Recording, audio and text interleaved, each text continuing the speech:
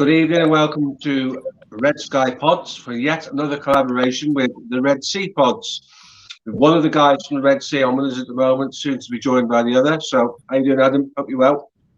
Really well, thanks, mate. How are you? Not too bad. And you'll see in the top right-hand corner our ever-present Ian, who's a part of Red Sky Pods and on pretty much everything we do at the moment. So, this evening, what this is, similar to what we did with the goalkeepers, we're going to be running a left-backs tiered rating event. So some golden oldies, some will have a laugh at, and some will give the respect that they deserve. So I'm going to hand the tiered side of this across to Adam to run that now.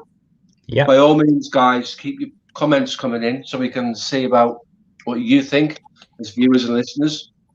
And we'll share those and we'll talk about them. So without further ado, let's get the show on the road, Adam. Absolutely, let's go. So very similar to last time, we've got the same 5 tiers, but yeah, there's a lot more to get through. There's been a lot more left backs than goalkeepers in the last, well, since Kennedy kind of era. We've got legend, class, had his moment, dodgy, and of course shambles. So I think there's going to be a fair few knocking on the door of those ones. So I guess, yeah, where do you guys want to start, really? Well, last time we started with Ray Clemens because it was where we started the goalkeepers from. Yeah. And he's kind of the standard bearer for all Liverpool goalkeepers. So I think it's only fitting we start with Barney Rubble, Alan Kennedy. Agreed. So here's a left back, similar to what we're doing now. So is Phil Neal. They were doing similar things to Trent and Robbo back in the day. Both of them always came off the pitch clean, as we found. We were talking to Elton Wellesby about, because they're interceptors of balls rather than slide challengers in the mode of an Aaron Wan-Bissaka.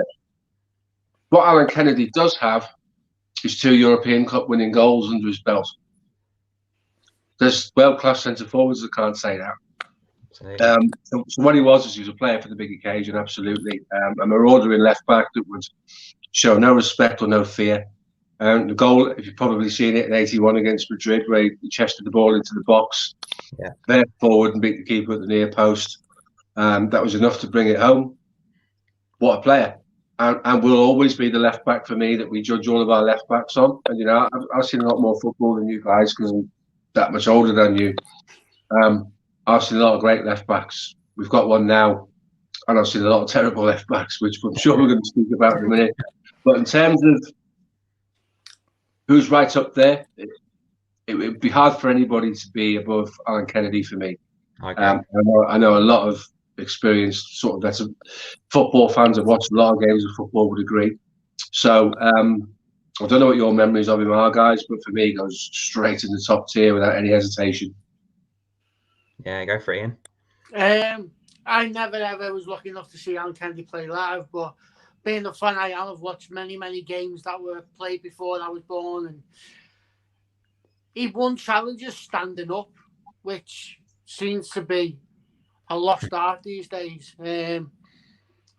Like Elton Wellesby was saying yesterday, he never got dirty. He was an interceptor, but he was. I wouldn't say he didn't make challenges. He did make challenges, but he didn't slide. He won them standing up, and when you win a challenge standing up, you're on your front foot. Then, pretty much to how I think Klopp likes to play the game now. Until Robertson over the last 2 seasons, I didn't think anyone came close to Alan Kennedy from what I'd seen. He could be the most defensive left back in the world, Alan Kennedy, if you needed him to be. He could be a fighter, he could get stuck in, he could stop things. But also, from what I've seen, if he needed the extra left winger, he'd go and do that as well. And he'd pop up with the odd goal. And like he said, he popped up with important goals. So I don't think you can do anything but put him in the highest tier possible when it comes to Liverpool left backs. Yeah, I agree. Like Steve said, you got the winning goal in normal time. You got the winning penalty in the second European Cup final, 5 league titles, 300 odd games for Liverpool. But Steve, just on, as we touched on Clements, only 2 games for England is a bit of a strange one. Penny Sampson, mate. Yeah, agree. That's the name that stops him. This is why there is often, and it's not just a political thing, this is why there is a reluctance for Liverpool fans to invest in the national team. because we've had many players who should have played more times than they did. You know, there's two. We've only done two of these things.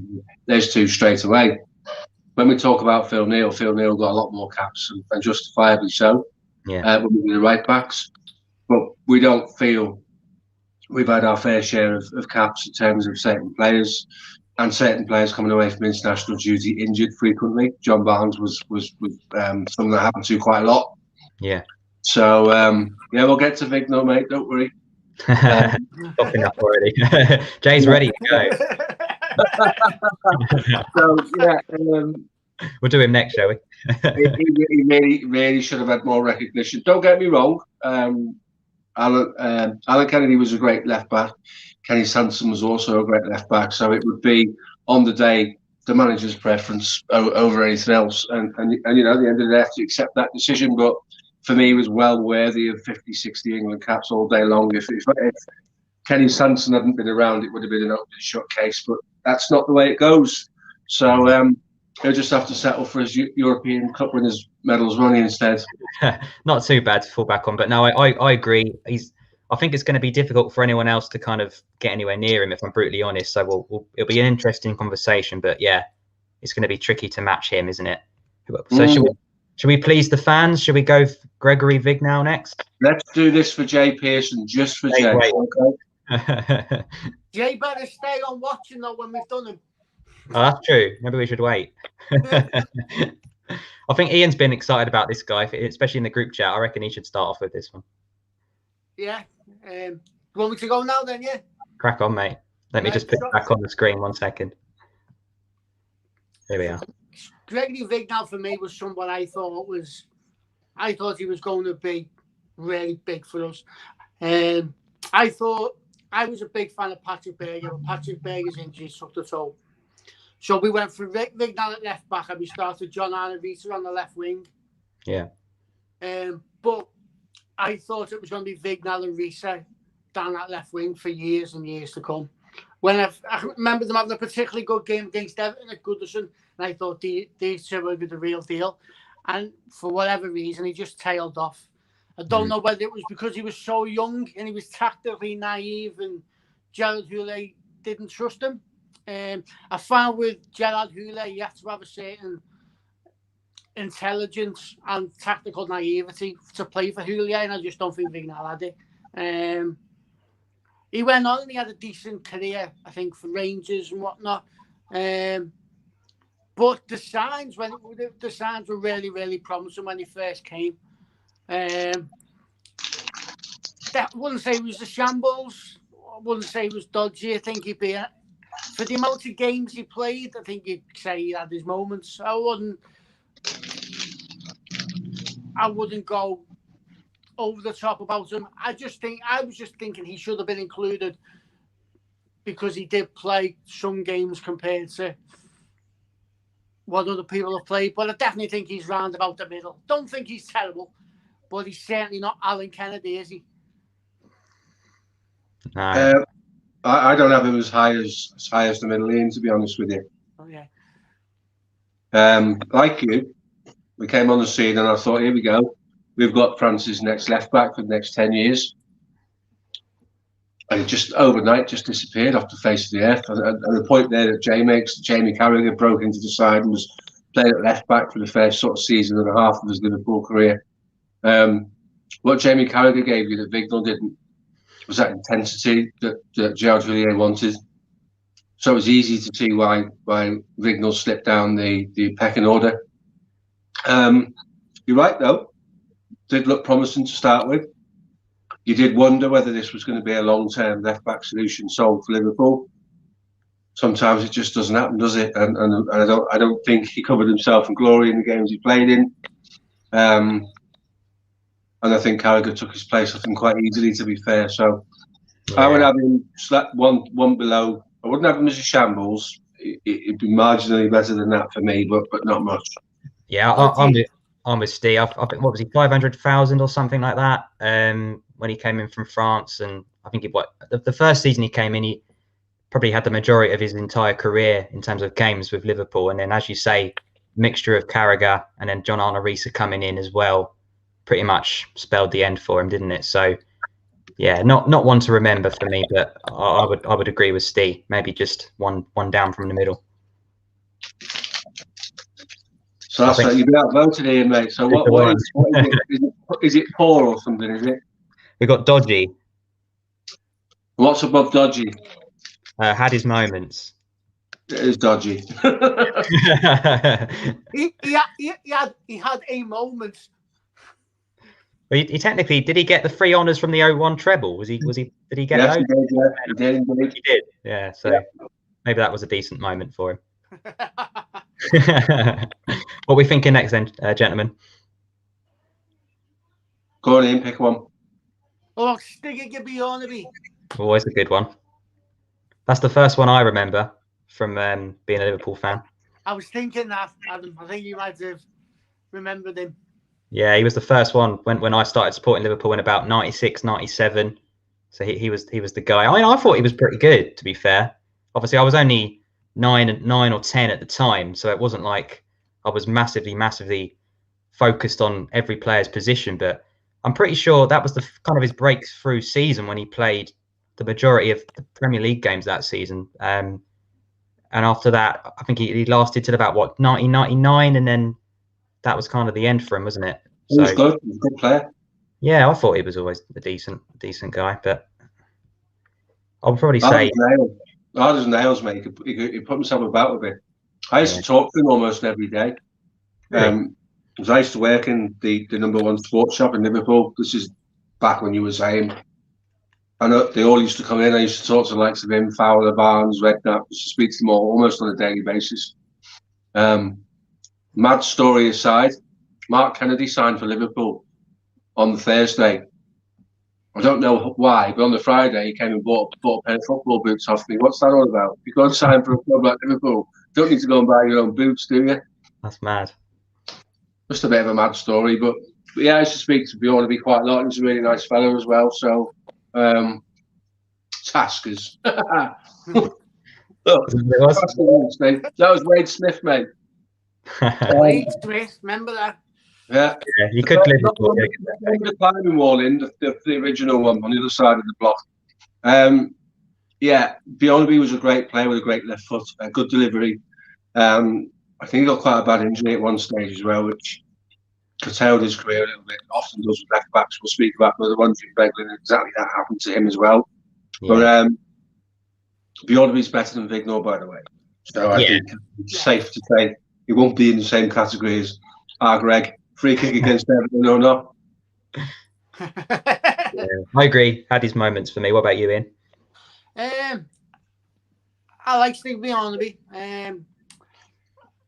I think his Liverpool career was very inconsistent. There'd be some seasons where he get about 10, 11 games, and then there'd be the season 96, 97, where he was vying to be the best left back in the league when he did that's my first memory of him.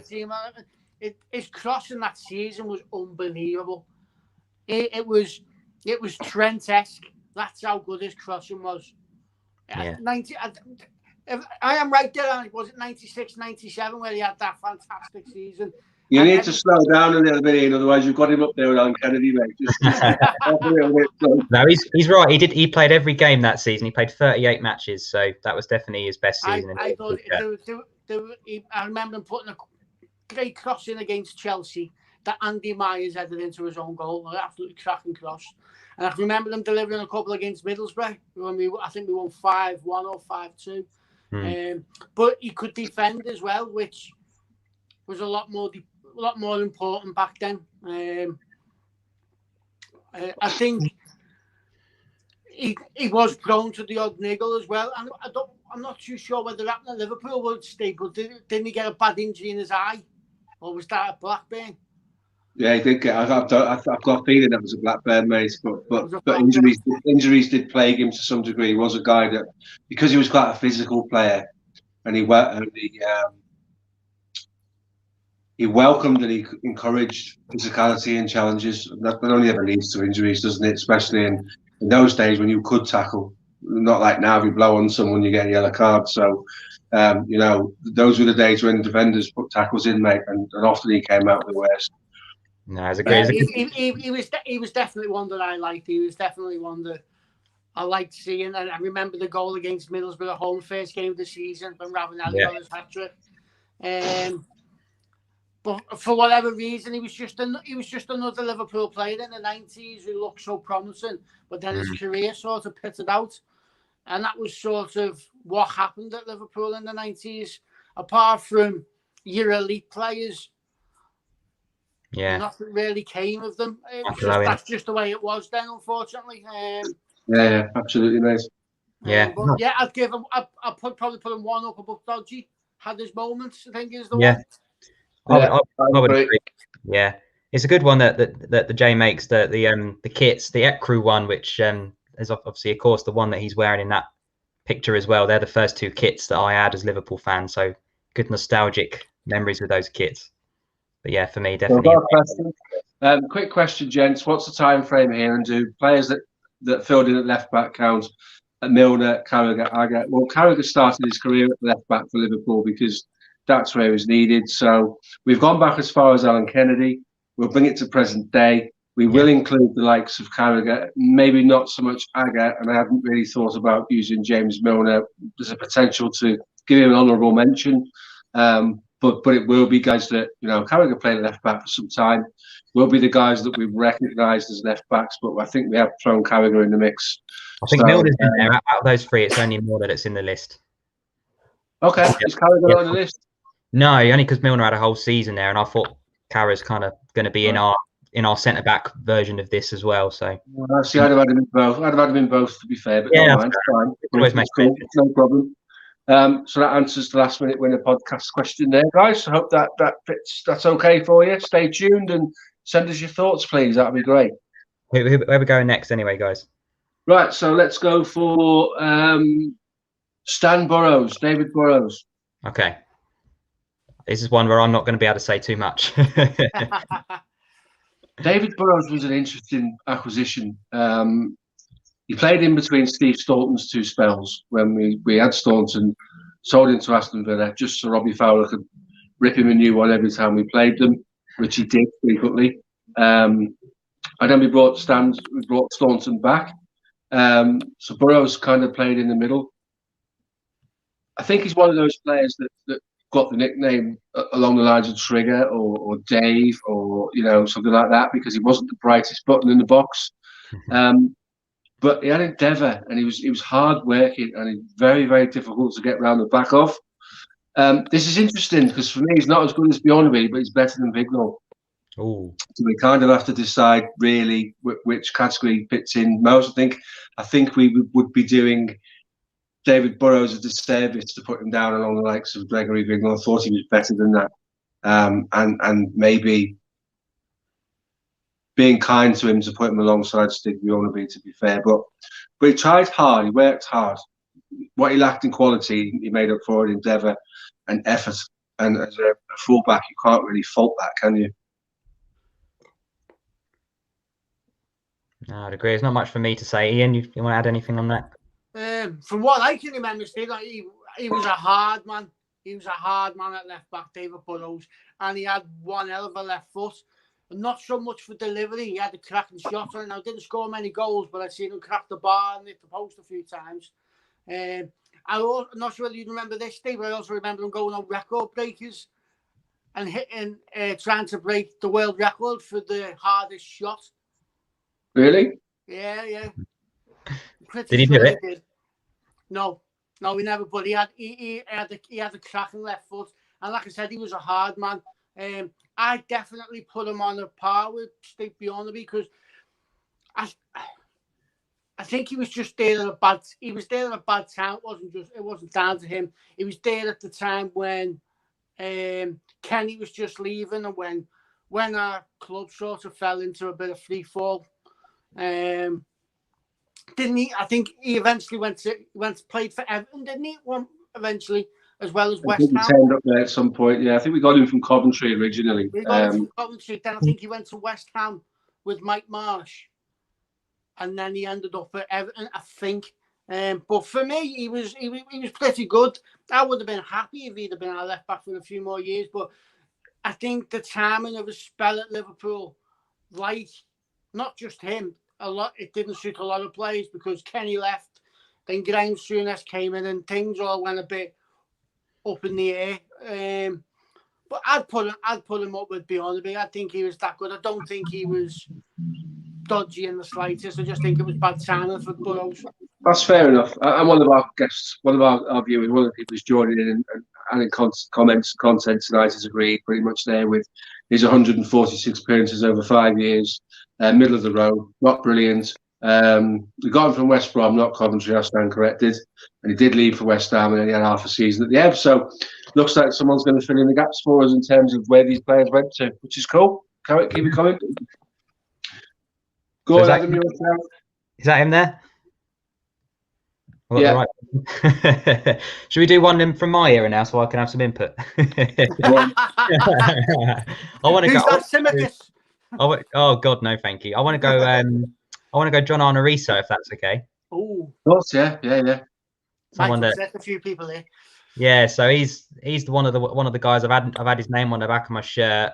Absolute rifle of a left foot. 234 games, 21 goals. You know, he was a massive player for me growing up. He was the left back for me until recently. That would be in my having seen Liverpool best 11. For me, I think class. I don't think he's quite a legend, but I think for the longevity, he was here from 01 to about 08. Played the majority of the Premier League games while he was here, popping up with some brilliant goals. You know, I still remember. I think it was the season he left. He did score that own goal in the Champions League, didn't he, against Chelsea, which ultimately knocked us out overall. But for me, yeah, over the years, he's got to be on that second tier. I would agree. Thunderbolt of a left foot. Played his career with all the fans singing about his mum as well. You know, I don't know if you know, but his mum worked in the sex industry, and he used to sing about it all the time. To listen to songs about that from the away fans, which is quite funny. Brilliant. But I think the goal we all remember him for is the indirect free kick was touched off to him against United. And that would still be rising about 4 miles away if the net hadn't stopped it. That ball was slapped, wasn't it? The cameras couldn't even keep up with it. The next time you saw the ball, it had gone in the net and come out again. It was that hard. Always used to score goals and then pull his shirt over his head, then go on a mad run. And I was thinking one day he's going to run into someone or something in the minutes. And he'd slide on his knees like that, wouldn't he, with his shirt over his head, and everyone would jump on him. But brilliant left back. It was kind of sad because when we lost Chelsea in the Champions League, he got the blame for that one. Yeah. And it wasn't him, it was Reina. Reina should have covered his front post. It was a deflection that sort of took the ball in. But I think Lisa was a really, really good left back. When you talk about going on record breakers to potentially record the fastest shot in the world, that guy would have had a shot at that because he was brilliant. And we've got, let's not forget, he broke Alan Smith's leg as well. Yeah, big cup game. Yeah. He was quality, mate. So I don't disagree with you. He absolutely goes in class for me. He was class. Before I forget, you put the cross in Istanbul, didn't he, for Gerrard's header, which was the beginning. Hello. Yeah, that one. Yeah. Hello. Yeah. Very, very, very good for me. The only complaint I had about him, he had a cracking left foot. He was a better defender than a lot of people gave him credit for as well. I mean, everybody talked about his shot and his delivery, but he was a better defender than a lot of people gave him credit for. My one problem with John Arnoriso is for about 2 every 5 games, he looked like he couldn't be bothered sometimes. He looked, if John Arnoriso didn't want to be there, you could tell. And he'd get beat easily. And I used to go, he's going to have one of their games today. But for the other 3 games in that 5, he was absolutely world class. Like I said, thunderbolt of a shot. Perfect delivery. And you know what? He was one of them guys that, despite what I said about them 2 games in 5, he loved being at Liverpool. He got the impression he loved being a Liverpool player, which always makes a little player go up a little bit more in my estimation. But yeah, fantastic left back and not given the credit he deserved when it comes to defending. Interesting comment on screen that he did break somebody's leg. We're not condoning that. Meant he had such a shot that people kind of got out of the way. And he also got involved in that spat with Craig Bellamy abroad in the Barcelona game. What I would say is, they both scored on the night. Bellamy scores and goes and does a golf celebration. and the first player along to celebrate with him was John Arnorisa. So, you know, if we heard every single time footballers fell out on training grounds, that's all we'd hear. You know, I've seen it at semi-pro level. You have to separate them on a weekly basis. They just get very intense. But yeah, they both scored that night in Barcelona, if I remember correctly. Yeah. Cool. So he's into class without a doubt. Yeah, absolutely. Let's get him in where he belongs. I think that's that kid scored that goal in, wasn't it? That you mentioned against United, that free kick as well. So that was good memories. Okay, I think we're back to you, Steve. Is Enrique on there? He is indeed. Right, I need to talk about Enrique because this guy slept in more beds than Judith Chalmers, mate. Tell you. Instead of giving him a contract, Brendan Rodgers gave him a Thomas Cook brochure, and off he went, mate, doing his stuff with Amy, his Scouse girlfriend, posted it all over social media. But joking aside, Enrique was a powerful left back that no one ever got around the back of. Now, we'll talk about Brendan Rodgers in time to come, I'm sure, and we already have Ian on a different show. Brendan Rodgers' ego got in the way of him using players we should have used. We should never have had John Flanagan at left back. Enrique was a quality defender who was capable of good passes and picking people out. He's the guy that played the ball for Suarez to bring it down on his chest and go around the Newcastle keeper and score that wonder goal. The other one where it comes over Colaccini's head and he pulls it down and goes around the keeper in one movement. That ball was played into him by Enrique. I thought Enrique was a brilliant defender. Brendan Rodgers didn't agree, and as a result of it,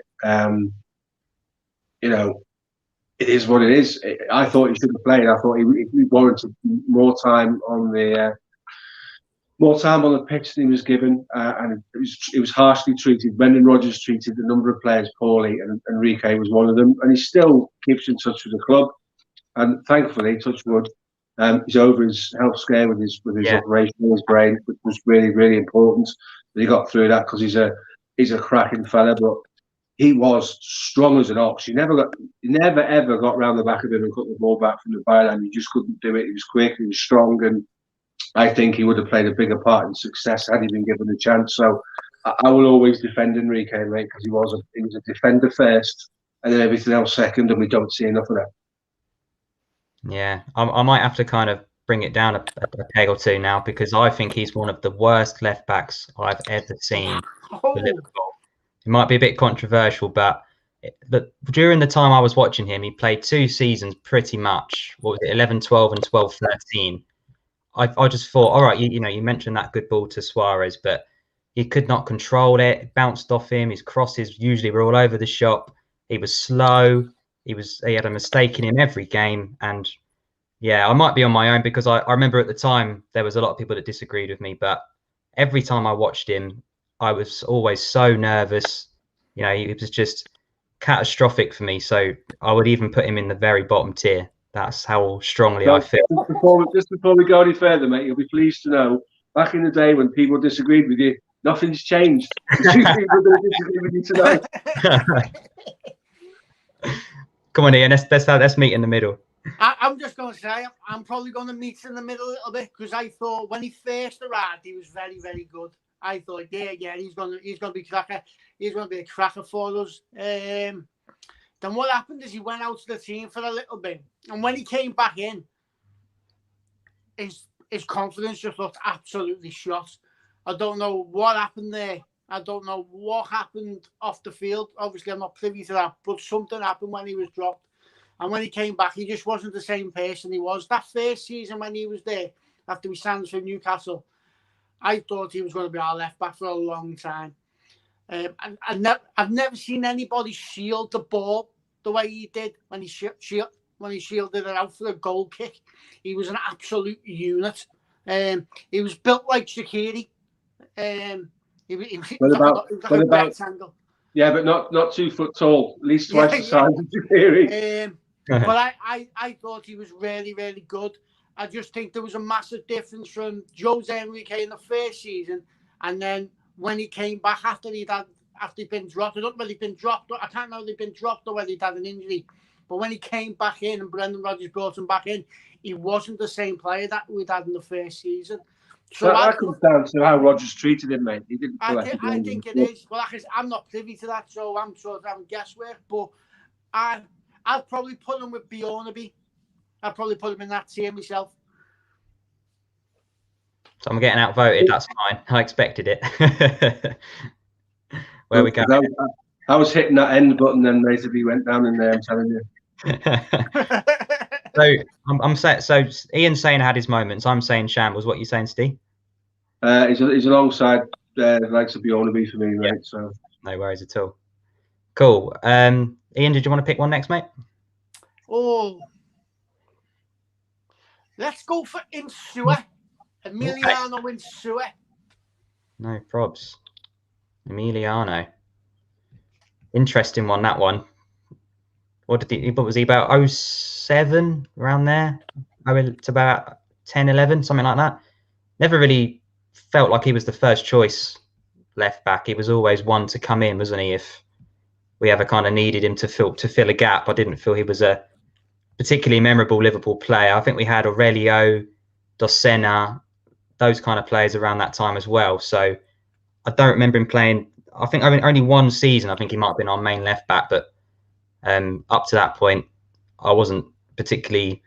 I didn't have many good memories of him. So anything other than the bottom 2 tiers, I think is very generous.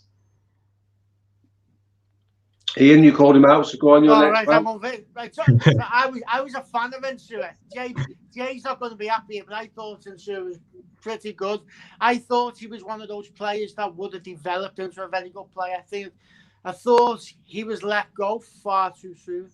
I thought there was a promising player in there. I'm not going to say while he was there in Liverpool, he tore the trees and he was the best left back in the world, but I think he would have been a better option than Docena. And I think he left before Docena did.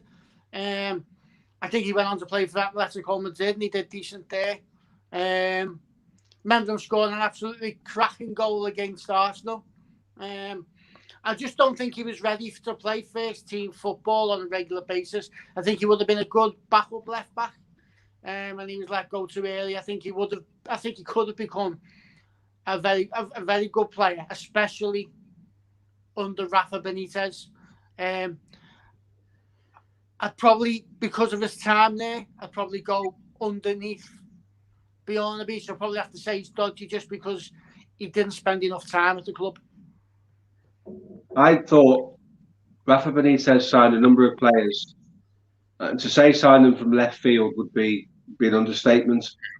So him, Antonio Nunes, Josemi, players like that, just never going to be Liverpool players as long as they're holding the backside. You know what I mean? They were really not the types of players that would develop into the people that we wanted to play in the team.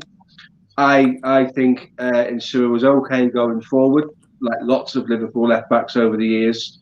But I can't sit here and talk to you about a game when he played well. He never made an impression on me. He was just kind of there to make up the numbers, to play as a left back and do nothing sensational.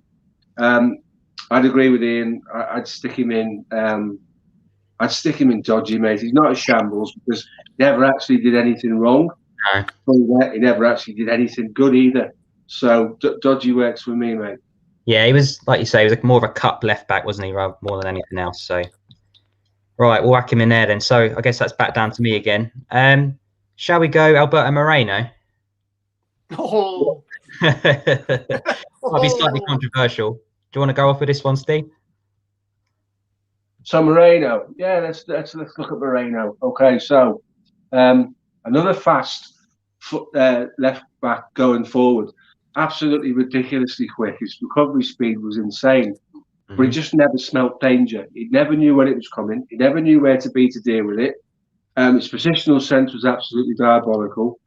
We paid a lot of money for him, and he really didn't deliver. And I think, at the end of the day, his Liverpool career is forgettable for lots of reasons. Just really poor. I remember going to a game in his last season. I took my wife, and we were just about to go up the stairs, and everyone said, "Excuse me, please." And they opened this red door at the side of the ground, and he was ushered in 5 minutes before kickoff by 2 security guards and taken through to the dressing rooms. That's the type of player that he was. He was like all over the shop, in his head, on the pitch, all of that stuff. There were games when we wanted to shoot him for the mistakes he made. There were games when he was, if Twitter had been the machine it is now, when he was playing, he'd have been absolutely destroyed. You see what our fans are capable of. He would have been absolutely ruined on social media. So for what we paid for him and the return we got for him, I'm sticking him in dodgy, if not even worse, mate. Because I really do not rate him as a left back at all. No, I agree. If I'm putting Jose Enrique in the bottom tier, Alberto Moreno's absolutely next to him. He came in, what was it, 10 million or so from Sevilla. Played a couple of seasons for us as main left back, and I always remember that Sevilla game. I think we were 3-0 up and we drew 3-3, and he was pretty much at fault for every Sevilla goal until he got dragged off in disgrace. And went and sat on the Sevilla bench, yeah. Yeah, pretty much. And then, to wrap it up, James Milner ends up playing the entire 16-17 season at left back because Alberto Moreno is so bad that you have to drop him from the first 11, even though we haven't got another left back in the squad. You play a midfielder out of position, not for 1 or 2 games, for an entire season. So yeah, shambles for me all day long. I don't know how to follow you two up. I've not really got much good stuff to say about Alberto Moreno for after he arrived. But I was pretty excited when I heard he was coming because you looked at Twitter and everybody told me he was this great player. I also thought he looked like a cross between Xabi Alonso and Steven Gerrard. I don't know why that made him look good, but the only thing I can say about Alberto Moreno is when you see that picture of Homer and you see the inside of his head and it's got a handset and a wheel, or the monkey with symbols, whatever it is, I automatically think of Alberto Moreno. There was like nothing between his ears. I don't know how he got to play the game at a professional level. It must have just been because he was an athlete, because he had no awareness of the game around him. He didn't know what was going on. I mean, people talk now about Trent and how the ball goes up, about how he gets caught in the channels and stuff like that. Some of these people who are complaining about Trent need to be made to watch a full 90-minute game of Alberto Moreno, and that was happening every 2-3 minutes, constantly. Awful. He had no clue of what was going on around him. His highlight for me was when he wished everyone Merry Christmas on the LFC TV channel. It never got any better for that. What about the Unbelievable Jeff impression? That was pretty good. And the Unbelievable Jeff, yeah. apart from the Spurs game and a couple of quotes from LFC TV. He scored on his debut, didn't he? And it all went downhill from there. Yeah, that was it. He was never recovering, was he? But no, I think he should not even be on the tier list. I think he should be on the floor somewhere. Okay, so I'm guessing we're going at the bottom then for him. Yeah. First one in shambles. Down by where it says Mike and Cam, please.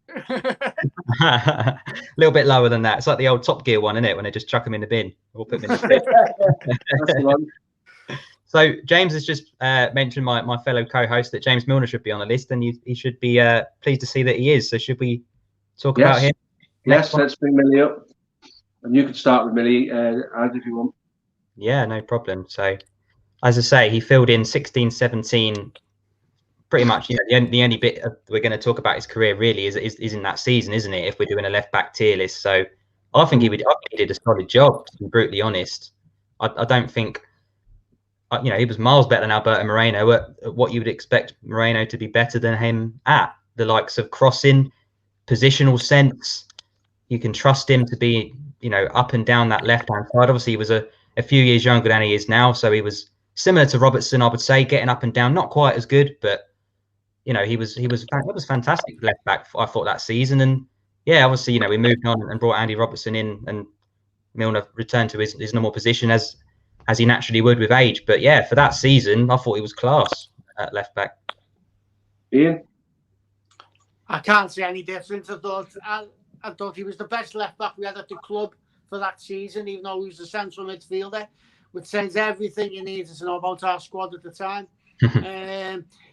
I think he did more than the job. You know, I thought he was very, very good at it. I thought he was probably one of the best left backs in the league that season. He could go forward.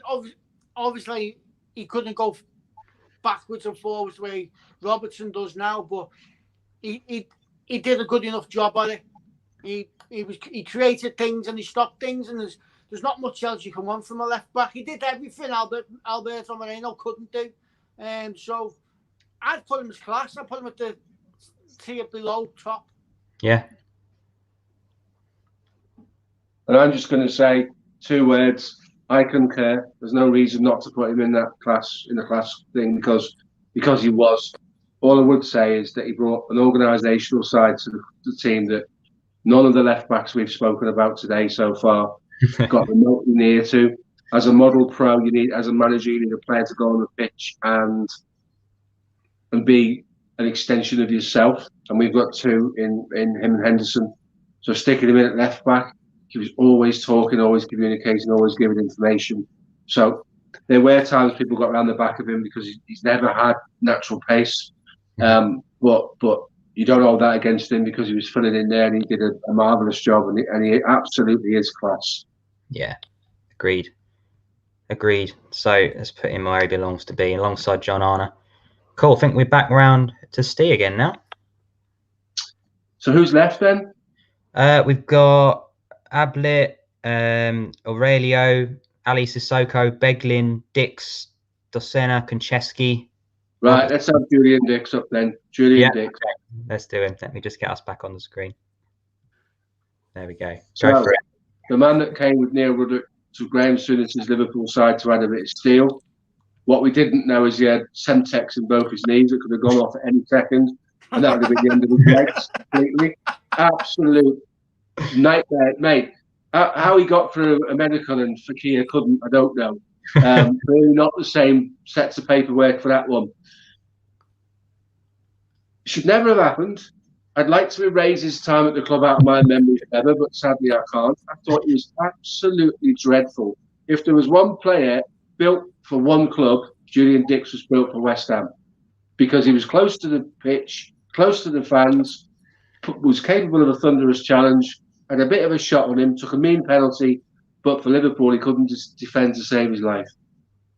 So I didn't enjoy Julian Dix's very brief Liverpool career at all. I probably think he enjoyed it less than I did. So to be fair, Julian Dix is going to keep Alberto Moreno company for me, mate. I thought he was pretty poor, to be fair. Ian? For me, mate, he was just a thug that could sort of run a little bit, and that was about it. That's what he was. He was a football hooligan in a kit. That's all he was. He never brought anything to the club. And one thing that stands out to me for Julian Dix as well, as I can remember, when you see press conferences and you're about to sign for Liverpool, most people are excited and they look like they're ready. They don't put the shirts on. They're getting ready for the photos. Now, he looked bored out of his head. He looked like he didn't want to be there. I'm not sure whether it had been a similar thing to Andy Carroll, because Andy Carroll never really wanted to sign for us, but Julian Dix just looked like he wanted to be somewhere else. So for me, he's like I said, he was a thug in a football kit. He's definitely a shambles for me. Yeah, I've not got much to say. I mean, it was before my time, and I've only really got memories of him playing for West Ham, even looking back at highlights. So yeah, for me, I'm not sure why Liverpool bothered. Shambles, absolutely right. So is that Ian? I think you're up next, mate, if you want to pick another one. Oh, I'll go for one who I'm a fan of. I'll go for Fabio Aurelio. Good choice. You might as well kick off with that one as well, mate. The only thing that didn't make him one of the very, very best at Liverpool was his injuries. Completely right. Whenever he played for us, he was absolutely top notch. Delivery was great. He's another one who his defensive work is underappreciated and underrated. He could defend as well. Most people will remember his crosses and his free kick goals at United and stuff like that. But he was a good left back. I just wish he wasn't made of quavers. I remember Liverpool releasing him and then re-signing him as well, which I thought was very strange. But he's someone who will always... Before we mentioned about someone put up that there should be another tier called Cult Heroes, and he would fit massively into that. I think if you're talking about fitness and stuff, he'd be dodgy, but I'd put him up there with Stig Bjornaby and Burrows. I just don't think his body will let him go any higher than that. Difficult to disagree with any of that. Cultured left foot, the sneaky goal against Chelsea, as Jay mentions there, the one where everyone thought it was someone else and he went near post and Van der Sar blamed everybody in the ground, including the fans, except for himself. Lovely delivery of the ball, mate, but just couldn't keep himself fit, and it was a shame because he came from Rafa Benitez's Valencia. So he understood what Rafa Benitez wanted to do, and he understood what Rafa Benitez was trying to achieve, and tactically he got it. But difficult, mate, because he's never available. You know, we talk about a guy getting a lot of pressure in the media at the moment, and Gini Wijnaldum. There's people digging him out after the performance the other night, when for me he was one of the better Liverpool players. The thing that Wijnaldum is above everything else is he's always available, and you kind of have to have that. Andy Robertson's always available. You kind of have to have that ability in those key positions to nail that down and make it what it should be for the duration of the season. And in Aurelio's case, sadly, we couldn't do that. But he was a lovely user of the ball. He was a typical Brazilian fullback who could do things with the football, from free kicks and set pieces and dead balls. And his use of the ball was terrific. But like Ian said, made of quavers, mate. So it was never going to work for him. No, me and James always say the best ability is availability. So that was a big part, and I agree. I think he had the potential to be up another level with John Arisa. As you mentioned, the free kick against United in that crazy win where another left back also scored, which I'm sure we'll come on to it towards the end. And yeah, that cheeky Chelsea free kick, which Jay mentioned, was brilliant. I think was that the 4-4 game. Yeah, it was a high scoring game. It's the one where they accused us of cheating when somebody pushed the defender and Agger scored the side foot early on in the game, when they said we'd fouled someone in the build-up, and they still talk about that now for some reason. No, like you say, he came from Valencia. He came in 03-04 Valencia team that won the league, the UEFA Cup. So Benitez came with him, and he was. I think he was a top player, and I completely agree with both of you. If he wasn't so injury prone, he'd be in class. But I think had his moments is probably fair. I think he played 80 something times for us overall in his career. So yeah, I think not quite there, but I think had his moments. I think a popular lad in the dressing room as well, mate. That goes a long way. That big time. So we all agreement. He's kind of in middle of the road. Yeah. Okay, so I think we're back round to myself now. Should we go? Jimmy Traore. Yeah, go on then. Yeah, so this is an interesting one. What was he? I think he was there for a while, wasn't he? I just remember him being here forever. Was it 10 years or so he managed to get with us? I'm sure it was a long time, somewhere close to that. But yeah, I mean, he only really was ever a backup player, really, wasn't he? I don't remember him being first choice. Maybe as an emergency halfway through his career, 02-03, he started quite a few Premier League games. But yeah, the Burnley own goal is one that springs to mind fairly early. It's like your mate at school that you just bring in to play football, and he's never played, and he just doesn't know where his legs are going. But obviously he was part of the 05 Champions League winning team as well. So some crazy highs, some very, very low lows. So I think shambles would be a little bit too harsh. I think I'd put him in dodgy personally. So I'm going to say him and Mohamedou Saka had the best impression of two newborn giraffes I've ever seen in my life. Not knowing where to put their legs at all, mate. It's like a gnat hat when you tie it up with string and it falls over, mate. No, like in the films. It's harsh to put him that low down because he's got a Champions League winners medal. Yeah, that's what.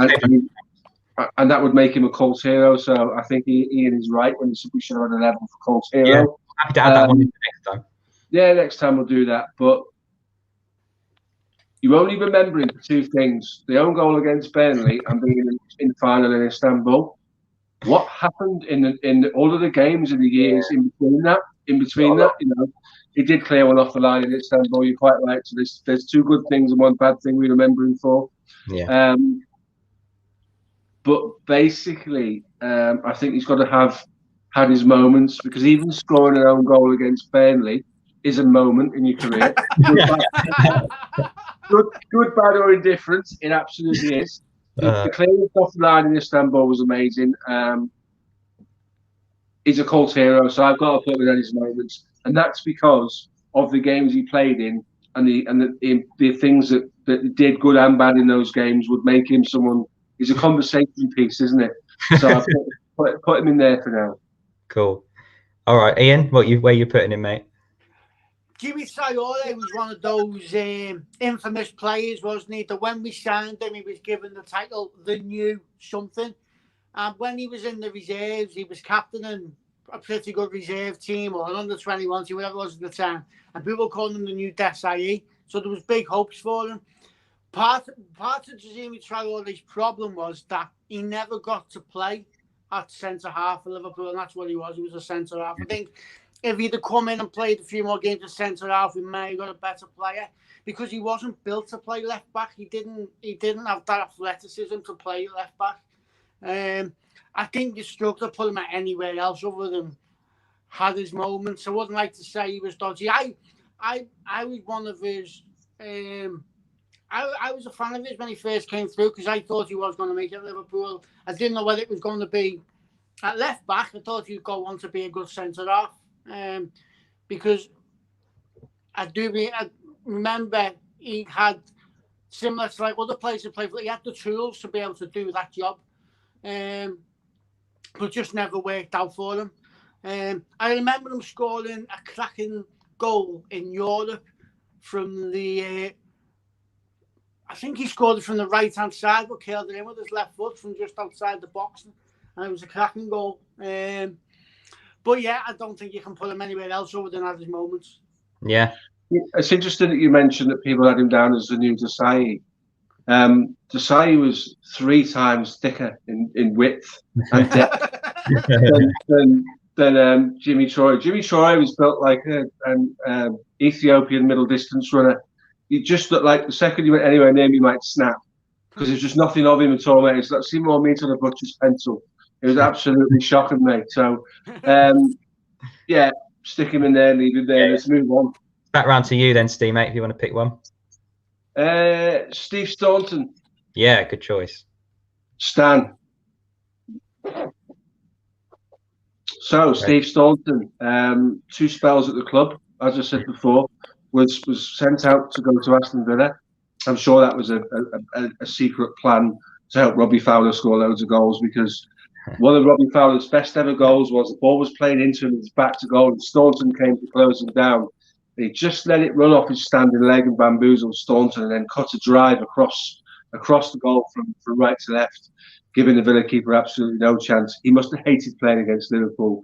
But in his first spell, I thought he was a good defender. He was reliable. He was a 7 out of 10 most weeks. He wasn't spectacular going forward. I wonder whether something happened in the club and he fell out with someone, because there would have been really no reason to replace him with David Burrows unless something happened contractually or relationship-wise within the club that saw the club see fit to move him on. Because I can't have thought that less of him, because they actually brought him back. Yeah. But he's pretty reliable, to be fair. He's every bit as good as your Stig Ingebrigtsen's in terms of what we're doing tonight. So I'd have him down as at his moments, mate, because I don't think he ever let the club down. Yeah, I only remember his second spell when he came back. I think it was it when Evans and Julio were the joint managers, that kind of time. think somewhere around 98. But correct me if I'm wrong. I have a really weird memory of him playing in goal against Everton after like a red card or something. Yeah, he did, mate. He did go in goal, mate. But he wasn't great at that. He wasn't great. Maybe that's why we got rid of him, because he was crap in goal. But there you go. Was that a crazy Sander moment? Was it? That was when he had a fight with John Jeffers. Yeah, Francis Jeffers. They were like two boxing rabbits in the box. I think it's a Premier League years one that pops up here and there. So Mad Sander Vestergaard, absolute head like a box of frogs, mate. Absolute nothing. Yeah, I agree. Middle of the road for Steve. What about you, Ian? I think it was a mistake to let him go. I think when Graham Souness, I think it was Souness that let him go. I think when Graham Souness came in, he let a few players go that he shouldn't have let go. And when you look here, I think he left in 91, and I think he came back in 98 or 99. Yeah. I think if you look at the left backs we had in between them, Burrows, we had a good season and a half, probably maybe 2 out of Stig Barnby. I think he would have been our left back for them 8 or 7 years, or however long he was gone for. So for me, it was a mistake to let him go.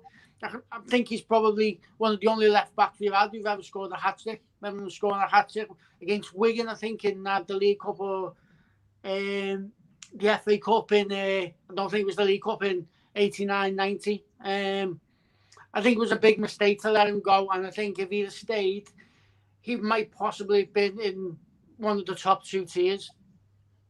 But I think he's almost bordering on getting into that class thing as it is anyway, mate, because he never let the side down at all. But because he left and because he was gone for so long, I think you probably have to go with middle ground again. Middle. Yeah. You're looking at that, I think. Had his moments again. Okay. Ian, did you want to pick one, mate? Let's get Tsimikas out the way because it's going to take us about 20 seconds. Go for it, mate. Lead off. Has he played one game? I think he might one and a bit. There's not much I can say about him. He's come in. I've not been impressed. I've not been massively disappointed either. He hasn't had any moments yet, has he? So he's probably got to be the one below had his moments. And that's through no fault of his own, really, is it? Yeah, I actually don't think we needed to spend the money on a left back. I think that money would have been better used to buy a slightly, lesser standard centre half, and do it then instead of in January, because we were letting Lovren go out the door, and we probably could have spent that money on a slightly past it centre half just to fill in and make up the numbers instead of doing what we did. But that's easy to say that now. I've got hindsight because it's been an absolute joke, hasn't it? So. In terms of injuries and not being able to play centre backs at centre back positions, so I feel wrong putting him in dodgy, but I can't give him anything else, not through any fault of his own. But when he's played, he hasn't sort of set the world on fire. He's lively, he's energetic. He looks like he fancies a cross, but we just haven't seen enough of him to gauge him, have we? No, you say £11 million from Olympiacos. I think we were linked with the Norwich left back instead, but we couldn't afford him, or we were being a bit tight, so we went with an unknown. I think he played one game against Lincoln. I can remember. I think did he feature maybe in the Champions League group stage as well when it was a dead rubber. I think he came on against Leipzig, didn't he? Did he come on? Oh yeah, like the last few minutes or so. Yeah, just like you say, you can't give him any more than dodgy, can you? I mean, he's not been available all season. Of course, Robertson's basically been an ever present, so it's very, very difficult to get in that position with someone that's so good. Even when we've been having a really bad season, Robertson for me has not really done a lot wrong. He's not been as good going forward, but it's very difficult to dislodge him. He's so consistent. So yeah, I think any higher than dodgy would be silly. I kind of agree with that statement. Personally, would have left him out of this because actually, where does he fit? Doesn't really fit in anywhere. He's been kept out of the team by the best left back in the world. I think at some point, try and keep it relevant, more up to date, because there's a lot of old players there. So I assume you included him because there's players in there that you didn't. There at the time. Yeah, it's all right. It's fine. It's cool. Fair enough. So we're thinking. Ian, did you want to add anything to that, mate? Sorry. No, mate. He's got to go in dodgy because he's not had a moment. Never mind moments. Yeah, agreed. We'll whack him in. Right, so I think that's back to me again now. Shall we do Andrea Dossena? Yeah. So another left back that scored at Old Trafford, as I mentioned earlier. For me, I think he had that crazy week where he scored against Real Madrid and Man United, both in like 4-goal victories. So that's pretty much my only memory of him. Did he come in as a replacement for John Arne Riise at the same time as Aurelio? Well, very similar time. He always just looked overweight to me. I don't know about you guys. He never looked fit. He never looked like a left back because you expect left backs to be up and down, and he just didn't look like he had the fitness. He was always looking like a pub player to me. But yeah, like my brother's popped on the same comment, like you say, the week of his life, the goals at Madrid and United, and that's all I remember him for. So I mean, that was a cracking moment, but overall, I think it would be dodgy or maybe even a shambles. What about you? I was going to say he reminds me of a hotel porter, but Ian's a hotel porter, so I don't want to be. Mate, he just carries himself like he's been carrying really heavy bags all his life. Maybe he's a guy that loads old granny shopping in a car at Tesco's or something, mate. But he's got a slightly hunched back. He always looked to be a little bit overweight, as you quite rightly said. If you bumped into him in the street or he came on a quiz show, what do I do for a living? You would never in a million years say, do you know what? He's a professional footballer. He just wouldn't do it. No.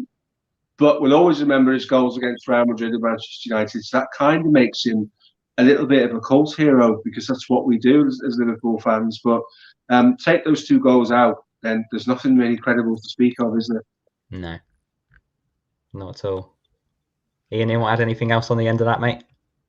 I don't think he looked like a porter at all. I used to think that he looked like he used to go for the swift half and a smoke at half time. That's the impression he gave me. He didn't look like a footballer. And I used to, when you get linked with an Italian defender, you always get dead excited, don't you? Not anymore. Not after having Dossena.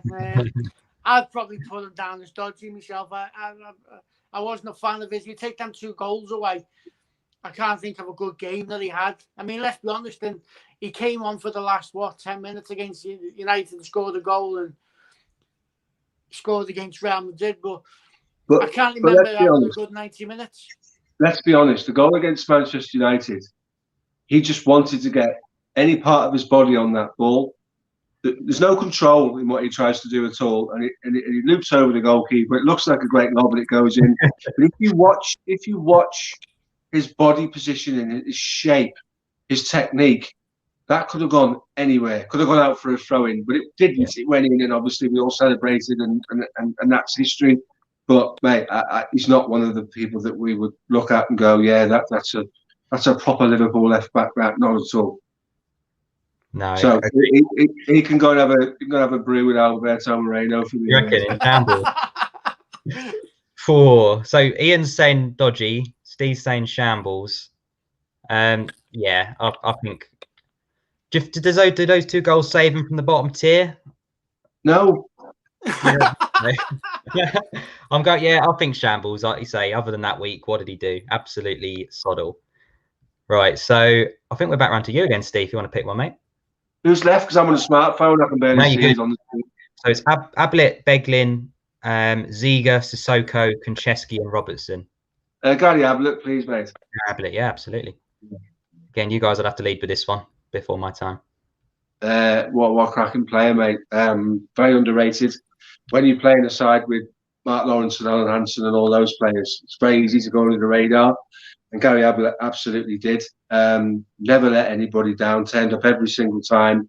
Was loved by both the red and the blue side of Merseyside because obviously finished his career, his top flight career at Everton. God bless his soul, mate. You know, it's very tragic what happened to him. He'll never be forgotten.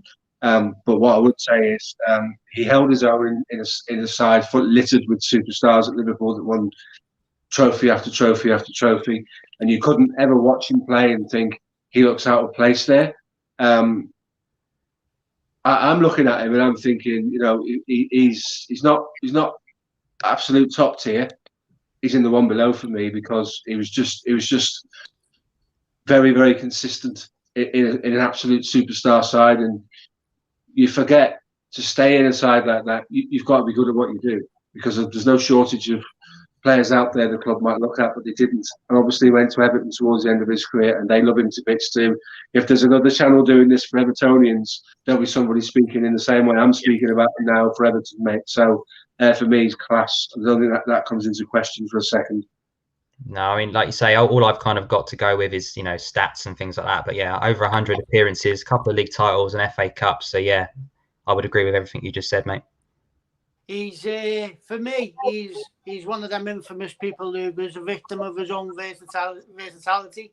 He could play just as well at left back as he could at centre half, and therefore he swapped from both positions. And he was class in both of them. He was really, really class. He was probably just one step below Alan Hansen when he played the centre half. That's how good I thought he was. When I watched him play, I only watched him play from I can only remember playing from 87 onwards for Liverpool. But most of my memories are from him playing for Everton. But he was another guy who was a leader on the park as well. He may not have been captain, but he was a leader on the park when he played, from what I can remember. So, like Steve, I could only put him just the one below the top. Absolutely. I think we're all in agreement there. I'm going to read this comment out. I really like this. This is why people should watch these shows and join in. Ablett loved on both sides of the park. I remember he went to work for us as a coach manager for academy and reserve teams as well. A class act. You know what? I applaud that. That's absolutely spot on. Thank you for that, mate. That's a really nice. It's almost a eulogy, but it's really nice. Absolutely. That's a really good one. Right, so Ian, you are up next, my friend. Up next. You've got Beglin, Sissoko, Konchesky, Robertson, or Ziga. Very mixed bag, that is. Ooh, let's go with Christian Ziga. Yeah, I hoped you would say that. I liked him. You go for it, mate. Christian Ziga for me was just something. He was a player. Better things should have happened. Yeah. Better things should have happened for him at Liverpool. I think we signed him from Middlesbrough, and then he went and moved to Spurs. Yeah. Right. He was decent for us. He had the odd good game. He scored the odd goal. Remember the treble team, I think I remember rightly. Yeah. But it should have been so much better because I thought from before he signed for Liverpool at Middlesbrough, and was it AC Milan he played for, Steve? Yeah, it was. Yeah. I'm buying you. Yeah, fine, yeah. He was class. He was class there, and that's what I thought we were getting. It just didn't work out that way at Liverpool for whatever reason. I think you probably have to put him in, had his moments as a Liverpool left back, but I think for other teams he'd probably be higher. See, when we went to sign him, there was absolute murder between how Liverpool approached the signing. It went on for months, and there was threats of legal action and all kinds of stuff. I actually think that undermined his whole transfer to Liverpool Football Club and got inside his head, because it was really, really ugly situation, and Middlesbrough were threatening us with court action and all that. Then it was on, then it was off, then it wasn't going to happen, then we were being sued. And then suddenly, for I think it was about £7.5 million or whatever they paid for him, he turns up. He had a few good games. He was. See, we had Babel on the other side, so the idea was to have these two sort of German machines at fullback, with who would be up and down, and Marcus Babel was brilliant, and I'm sure we'll talk about him in the future. There was hope that Ziga would be his equivalent on the left-hand side. It just never happened for him, and you don't know what happens in a player's career that stops them playing. We know that something somewhere happened with Fernando Torres, and he just switched off. And you can almost make the same argument for Ziga. At Middlesbrough, he was brilliant. You don't get to play for Bayern Munich and the clubs he played for, and then suddenly turn up at your new club, Liverpool Football Club, and really not do what people expected you to do. Something changed the guy's mentality, and I think the protracted mess that his transfer was appalling. Yeah, I mean, seeing him more, obviously only played the one season for us, didn't he, or even half a season in terms of. There you go. There's a bit of info for you. Yeah, 16 games. He's a guy that should have played a lot more, but his injuries killed him. Yeah, I was going to say, I mean, I remember him having knee injuries, but he reminded me of John Arne-Risa, basically, in terms of how he played at Spurs and Borough. Up and down, really powerful shot. Remember him scoring a few decent goals as well, and like you say, German international. But yeah, like you say, you know, we signed him for about 5 mil from Borough, and as you say, it was all a bit of a mess. I think we got fined for an illegal approach as well. And you mentioned he was part of that 0-1 treble team, but he wasn't even part of the match day squads. I think for the FA Cup and the UEFA Cup final.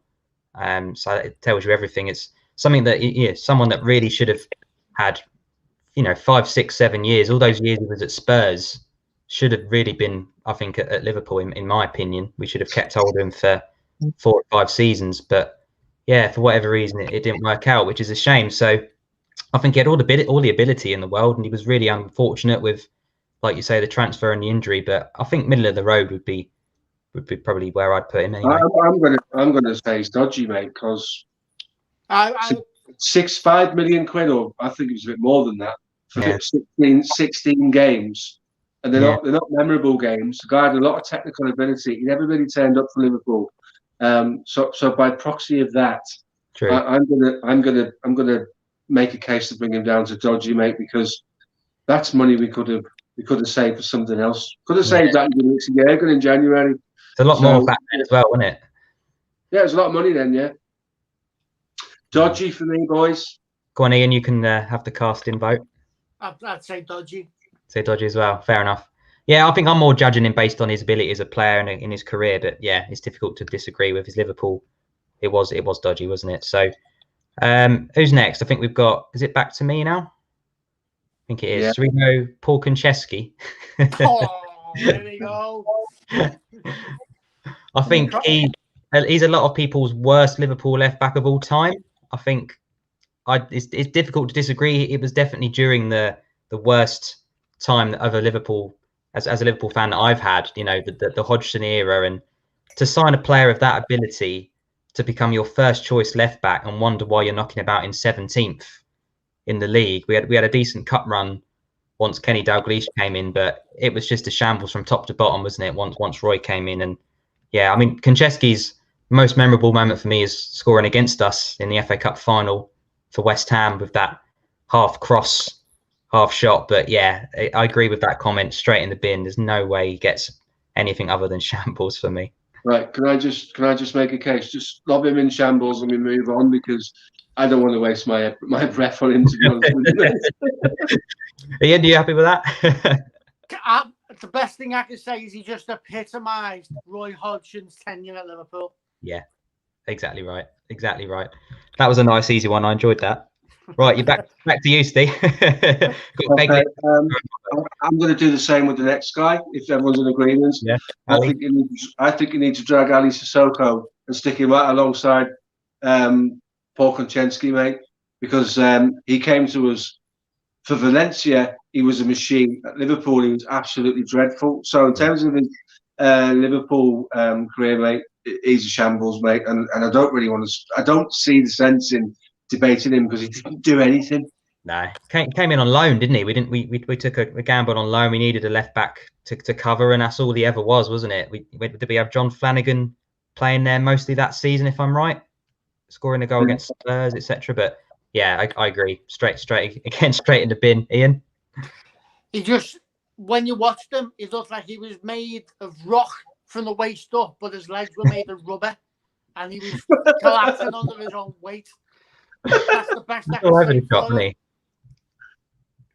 Like that one, Steve. Yeah, I like that. Brilliant. He was all over the place, wasn't he? Did he pop up again at Aston Villa or something? I remember him playing for them a bit more in the Premier League. I'm sure that was the next place he went to. Yeah, it was Paul Villa. Yeah. Don't think it really went to. He always reminded me of the man who had a stone in his shoe. Well, they went down with him at left back, didn't they? Somewhere around that. Yeah, they did, yeah. Cool. So we've got Beglin and Robertson left. Should we leave Robbo to the end? Yeah. So we'll do Beglin next then. Okay. Well, as Jim Beglin kind of is probably before your eras, guys. Jim Beglin came over from Ireland, but next to nothing. Was absolutely tremendous, full of energy, played football like he was having the time of his life. Brilliant left back, up and down the pitch. Had an engine, a ridiculous engine. If you could liken his engine to a player that plays today, you'd liken him to Seamus Coleman. Seamus Coleman is up and down the wing for Everton, constantly. Beglin was very similar. Unfortunately, Beglin had a very bad leg break. Never really recovered from breaking his leg. And when he came back, he was a shadow of the man that played originally before that, and he ended up playing for Leeds for some time. But I'm going to be honest with you, Jim Beglin was class. Not at his moments. Jim Beglin was class. Yeah, I can't really add too much more. Again, it was before my time, but just shy of 100 appearances, got a league title. So, yeah, I'll let Ian have the deciding vote on that one. From what I've seen of him, I was a very young kid, and I can remember him. I've got memories of what I can remember of Jim Beglin was my nan was an avid match goal. She went to a lot of Liverpool games, and she never recovered from seeing Jim Beglin's leg break.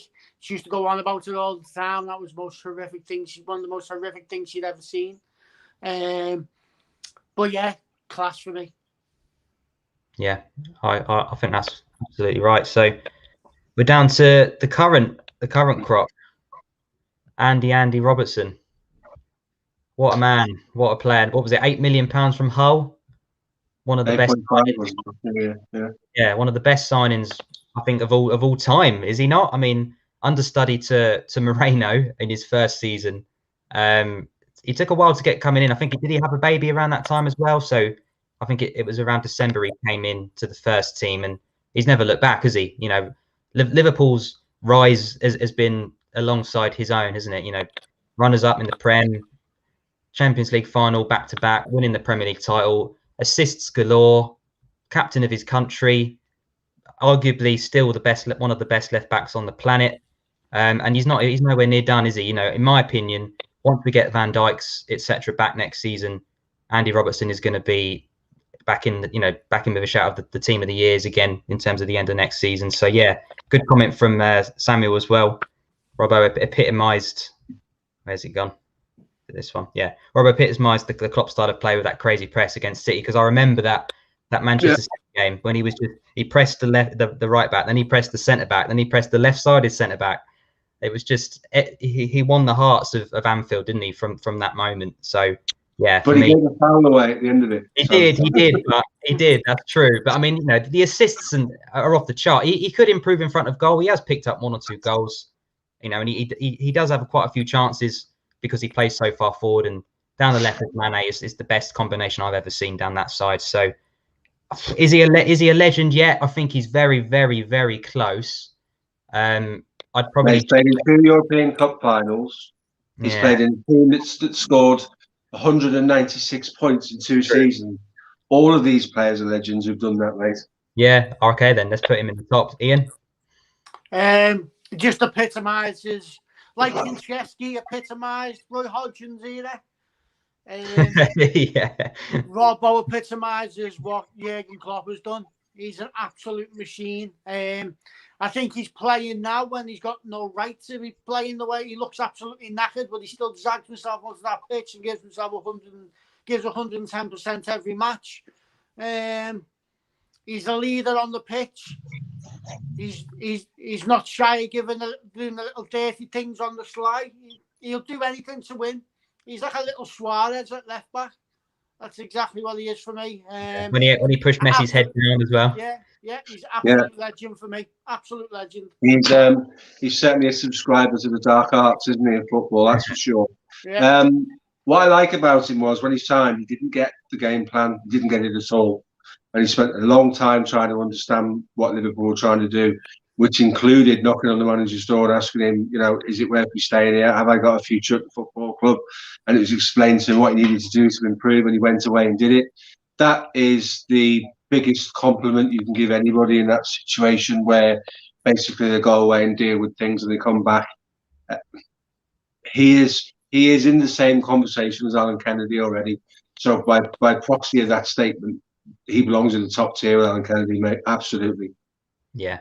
It's just the consistency, isn't it? It's just unreal. Every week, you know exactly what you're getting. I really like that tier list, guys. What do you think overall? Yeah, I think it's pretty. I think it's pretty accurate. We've had some wonderful footballers, and we've had some dross, haven't we? It's a good. Thank you to all the managers that signed everybody in the bottom two. You can leave. We'll talk about the ones above. We'll have to do a managers one in the future. Yeah, well, absolutely. That'd be interesting, wouldn't it? But the problem is, guys, I live on the first floor flat. Roy Hodgson will be in the basement. Agreed. Like you say in your tag on Twitter, isn't it? Survive the Hodgson era. Amen to that. Yeah, well, mate, tell you what, I was hard work. That's the closest thing I've come to whiskey in my life, mate. You know what? I have never, ever, ever, and I think there's a lot of Liverpool fans like this that have never ever wished the manager out. I think Roy Hodgson gave that to us. So none of us wish Souness out. As bad as things gone, no one ever wanted Souness to go. They wanted Souness to get it right. People wanted Souness, he wanted it to click, and he wanted them to get it right. People just wanted Hodgson gone before they destroyed the club. Yeah. They were singing Kenny Dalglish's name for 10 games prior to him getting the sack, mate. So 40-odd thousand people made it very clear that they didn't want him, mate. But